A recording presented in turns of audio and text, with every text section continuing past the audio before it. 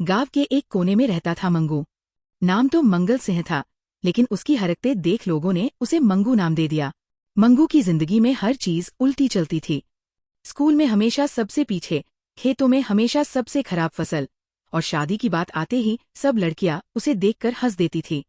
मंगू ने सोच रखा था कि अगर उसकी शादी हो गई तो वो गांव की सबसे ग्रैंड शादी करेगा, लेकिन किस्मत ने हमेशा उसकी ऐसी तैसी की थी।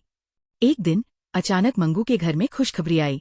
पड़ोस के गांव की एक लड़की से उसका रिश्ता तय हो गया। घरवालों ने पहले सोचा कि शायद लड़की वालों ने मंगू को देख लिया है और मना कर देंगे, लेकिन जब रिश्ता पक्का हुआ तो मंगू ने छाती ठोककर कहा, देख लेना, मेरी शादी गांव की सबसे शानदार शादी होगी। शादी की तारीख तय हो गई।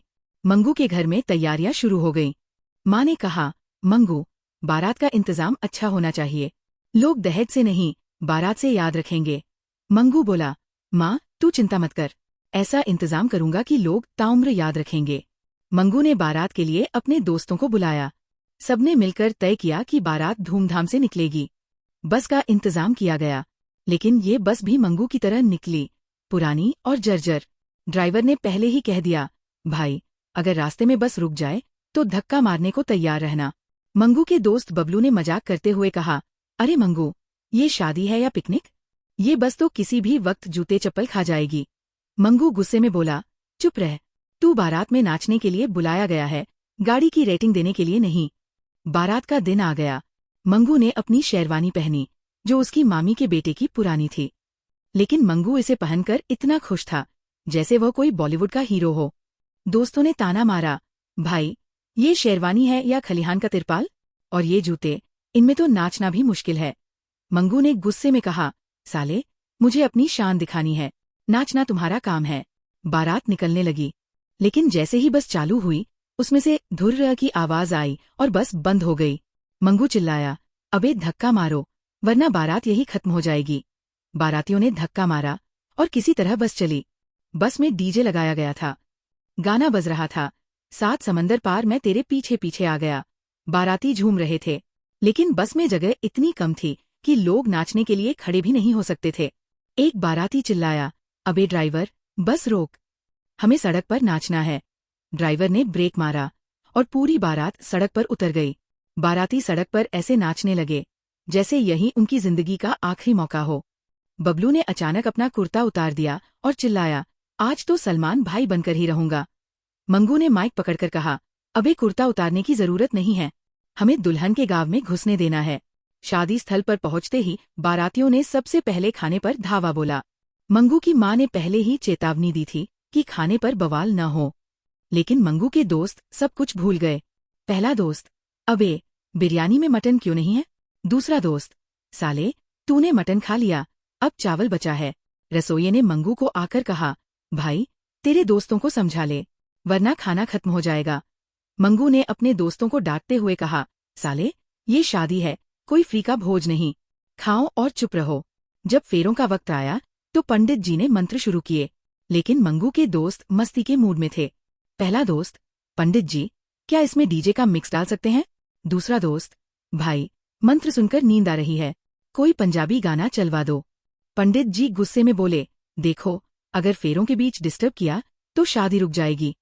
मंगू ने गुस्से में कहा, अबे साले, मुझे शादी करने दे, तुझे नाचना है तो रात को कर लेना। विदाई का वक्त आया। दुल्हन की आंखों में आंसू थे, लेकिन मंगू के दोस्त फिर भी बाज नहीं आए। एक दोस्त, अबे मंगू, ये तो तेरी किस्मत से बाहर है, लगता है तुझे जादू टोना करवाना पड़ा होगा। दूसरा दोस्त, भाई इसका ध्यान रखना, ऐसा न हो कि ये तुझे छोड़कर भाग जाए। मंगू ने गुस्से में कहा, साले अपनी अपनी बीवी संभालो, मेरी चिंता मत करो। शादी के बाद मंगू अपनी दुल्हन के साथ घर लौट आया। उसने सोचा, भाई बारात में जो हुआ सो हुआ, अब ये शादी बचा लूं तो बड़ी बात है। लेकिन उसके दोस्तों ने उसे चैन से नहीं रहने दिया। हर दिन कोई न कोई मजाक करने आ जाता।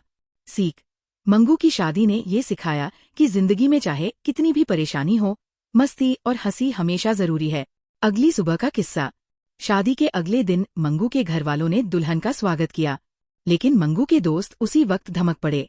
उनमें से एक चिल्लाया, अबे मंगू, सुहागरात कैसी रही? हमें डिटेल्स चाहिए।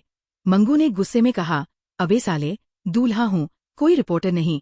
उसके दोस्त ने मजाक में कहा, भाई अब तू सीरियस हो गया है, हमें भूल गया।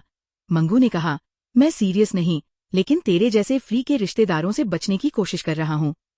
दुल्हन की हंसी छूट गई और उसने कहा, आपके दोस्त बड़े मजेदार है, शायद मुझे शादी के लिए हाँ करने का यही कारण था। मंगू ने सोचा, यार ये औरत मेरी लाइफ को और ज्यादा एंटरटेनिंग बना देगी। अब मंगू की कहानी सिर्फ शादी तक सीमित नहीं थी। उसका जीवन एक मजाकिया रोमांच बन चुका था। गांव वालों ने उसे हमेशा याद रखा और उसकी शादी के किस्से अगली पीढ़ियों तक सुनाए जाते रहे। एक दोस्त, अबे मंगू, ये तो तेरी किस्मत से बाहर है, लगता है तुझे जादू टोना करवाना पड़ा होगा। दूसरा दोस्त, भाई इसका ध्यान रखना, ऐसा न हो कि ये तुझे छोड़कर भाग जाए। मंगू ने गुस्से में कहा, साले अपनी अपनी बीवी संभालो, मेरी चिंता मत करो। शादी के बाद मंगू अपनी दुल्हन के साथ घर लौट आया। उसने सोचा, भाई बारात में जो हुआ सो हुआ, अब ये शादी बचा लूं तो बड़ी बात है। लेकिन उसके दोस्तों ने उसे चैन से नहीं रहने दिया। हर दिन कोई न कोई मजाक करने आ जाता।